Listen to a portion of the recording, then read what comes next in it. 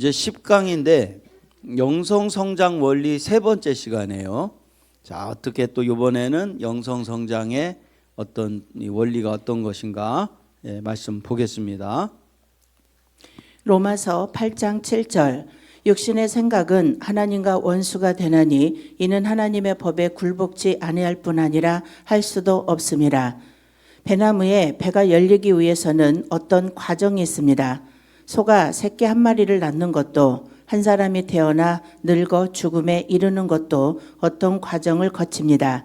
마찬가지로 한 사람이 주 안에서 거듭나 영적으로 성장하고 성숙해져 가는 것도 역시 어떤 과정을 거치게 되어 있습니다.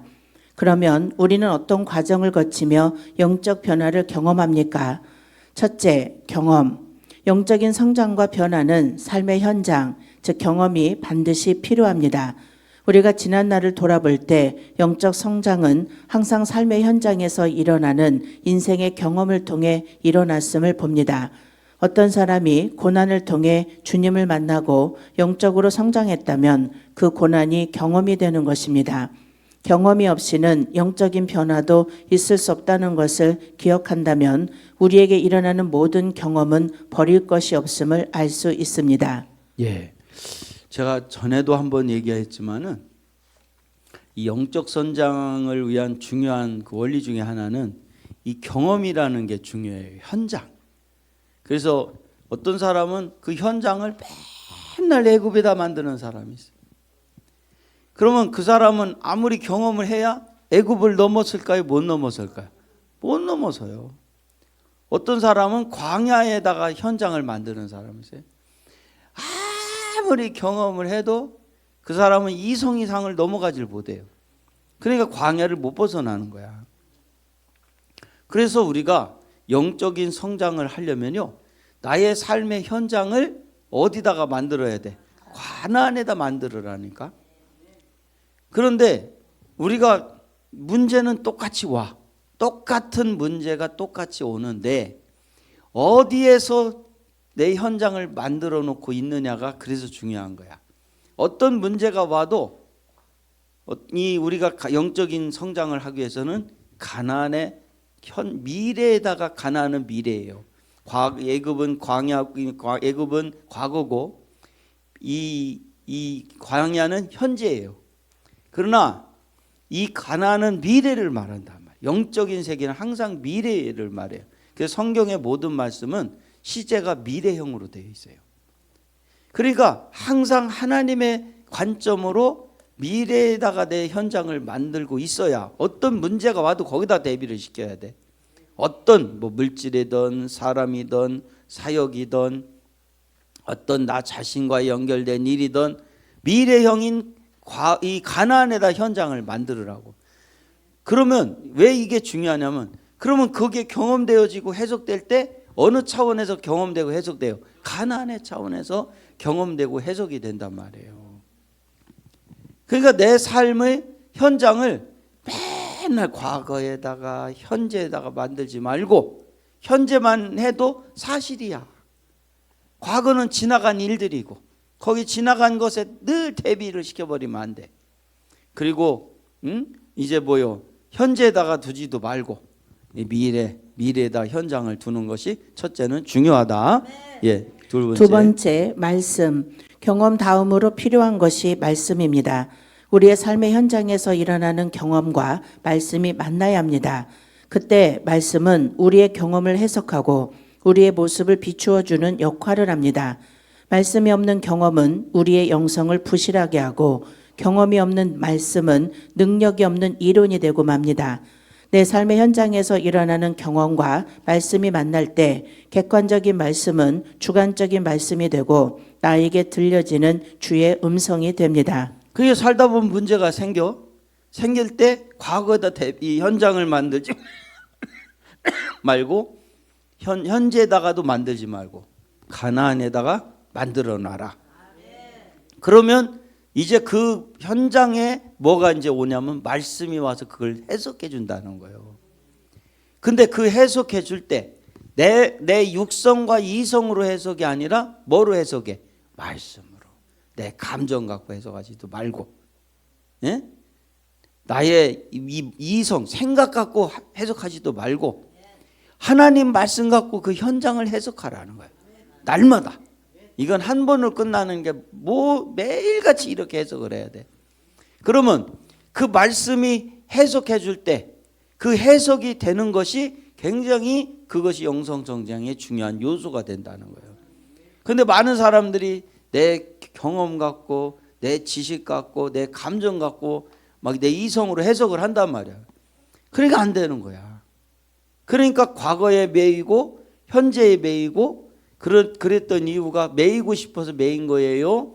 말씀 갖고 해석을 못했어. 말씀 갖고.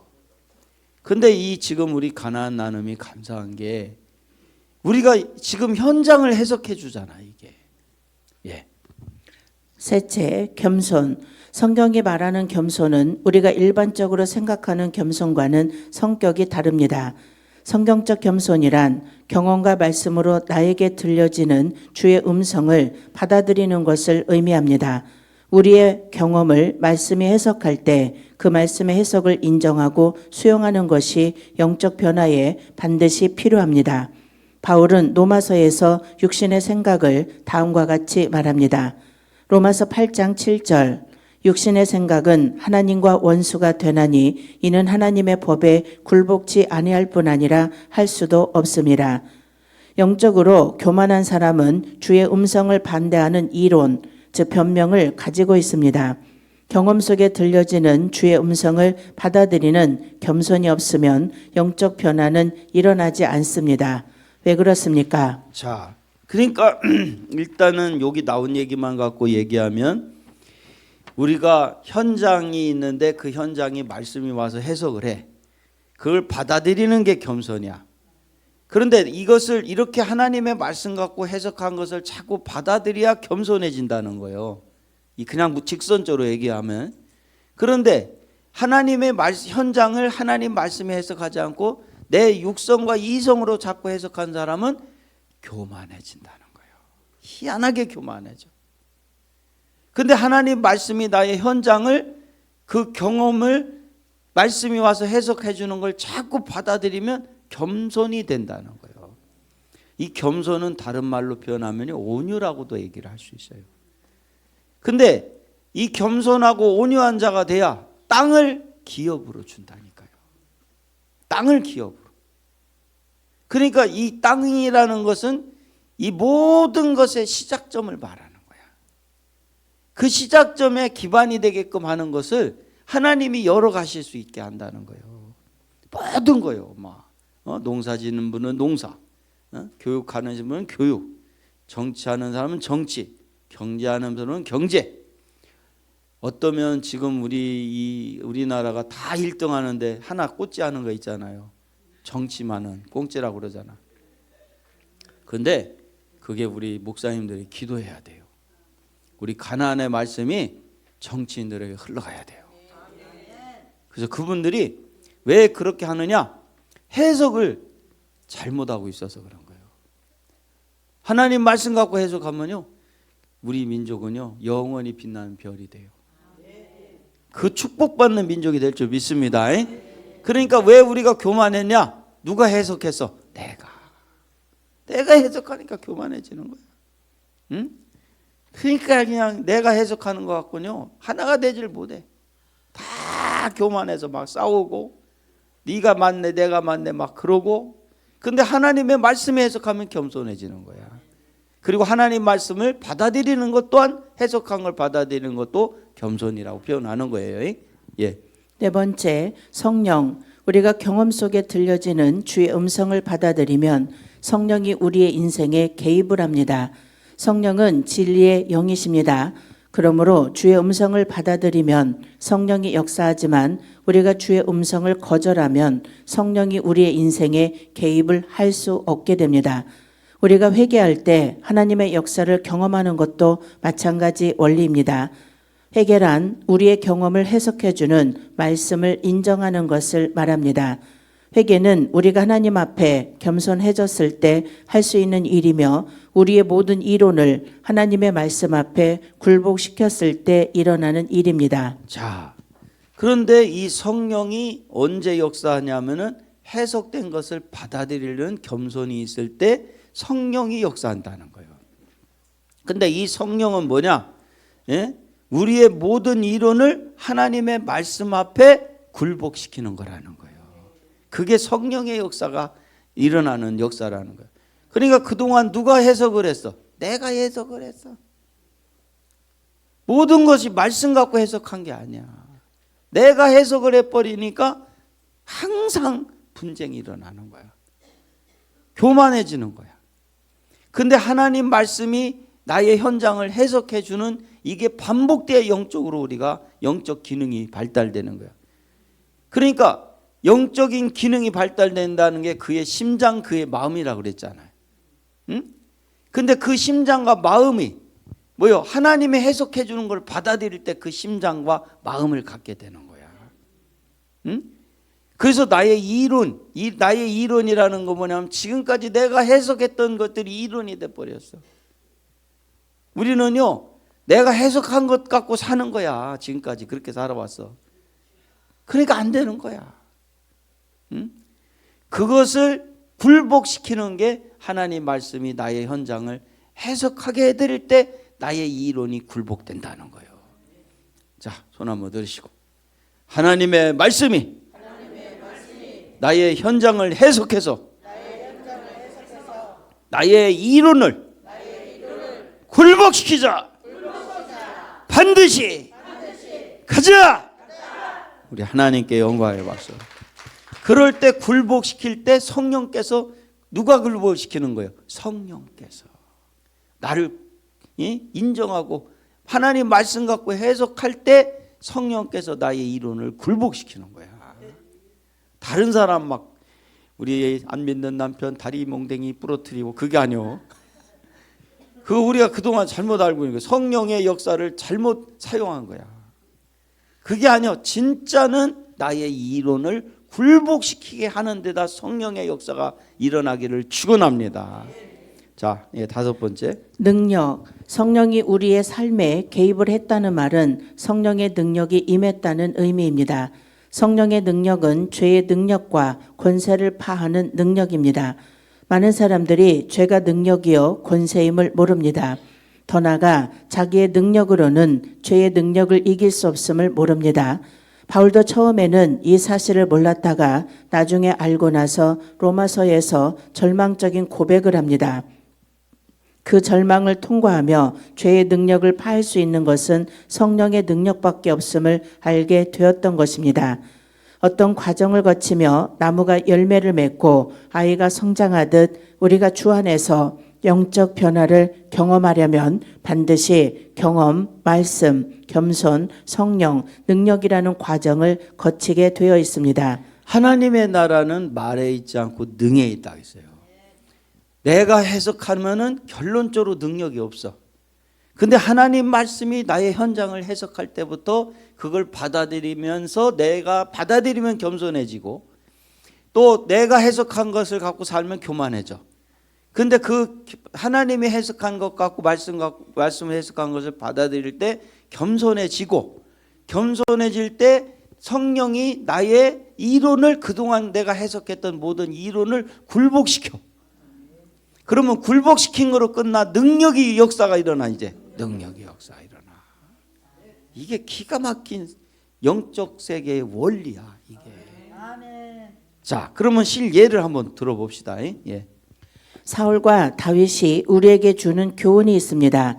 첫째, 두 사람은 삶의 현장에서 하나님께 죄를 범하는 경험을 합니다. 둘째, 사울과 다윗에게 하나님의 말씀이 임했습니다. 그들의 경험이 말씀을 만난 것입니다. 사울은 변명을 했고 다윗은 회개를 했습니다. 한 사람은 말씀을 거부했고 한 사람은 말씀을 인정했습니다.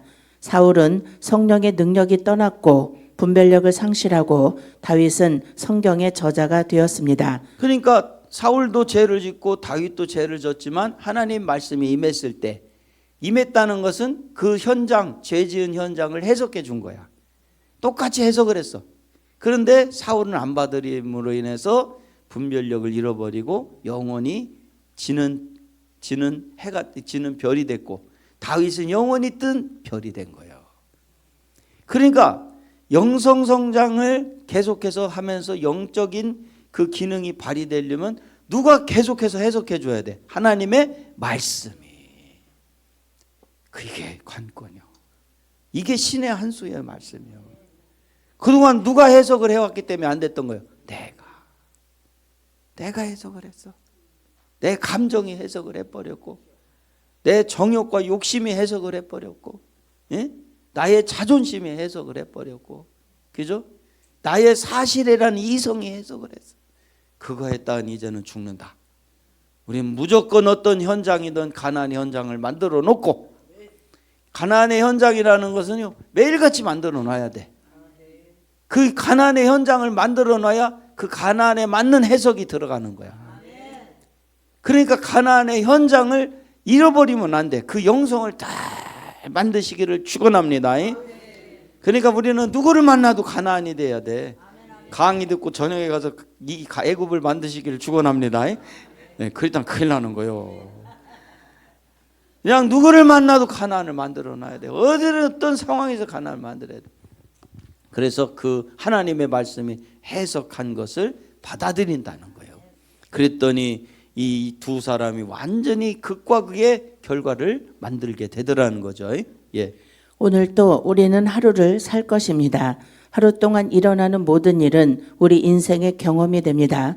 우리는 육에 속한 눈으로 좋은 일과 나쁜 일을 구분하지만 영적인 시각으로 보면서 영적 분별력이 생겨 우리는 모든 경험 속에서 하나님의 음성을 들을 수 있습니다.